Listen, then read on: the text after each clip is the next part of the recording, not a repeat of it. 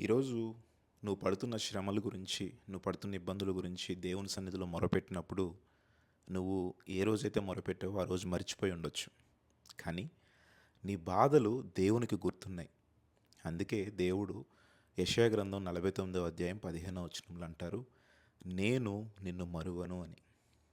ఈరోజు నువ్వు ఏదైతే దేవుని సన్నిధిలో మొరపెట్టావో, దేవుణ్ణి అడుగుతున్నావో, ఏ బాధ గురించైతే, ఏ శ్రమల గురించైతే, ఏ సమస్య గురించైతే నువ్వు దేవుని సన్నిధిలో విడుదల కావాలని దేవుణ్ణి అడుగుతున్నావో, ఆయన నీకు చేయడానికి సిద్ధంగా ఉన్నాడు. దేవుడు మరిచిపోయాడు, నా ప్రార్థన వినట్లేదు అని నువ్వు బాధపడాల్సిన పనే లేదు. అవన్నీ కూడా సాతాను సృష్టించే ఆలోచనలు. కాబట్టి దేవుని యందు నమ్మిక ఉంచు, విశ్వాసం ఉంచు.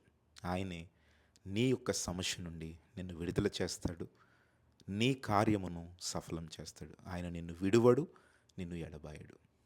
ఈ చిన్ని ప్రార్థనలో ఏకీభవించండి. సర్వశక్తిమంతుడా, మహోన్నతుడా, ప్రేమ కలిగిన మా యేసయ్య, నీ ఘనమైన నామమునకు స్తోత్రాలు. నీవు మమ్మల్ని విడిచే దేవుడవు కావు. నీవు మమ్మలను నీ యొక్క రెక్కల చాటున భద్రపరుచుకున్న దేవుడవు. ప్రేమతో మమ్మల్ని పోషిస్తున్న దేవుడవు. ఈ రోజంతటిలో ప్రభువా, నీ కృపచేత మమ్మల్ని భద్రపరిచావు. నీ మనసును మేము ఏదైనా గాయపరిచి ఉంటే, పాపములు చేస్తుంటే దయతో మమ్మల్ని మన్నించండి. ఎవరైతే విశ్వాసంలో ఏకీభవించారో వారందరినీ దర్శించండి. అయా, వారు పెడుతున్న మొరలను ఆలకించండి, సమాధానం ఇవ్వండి.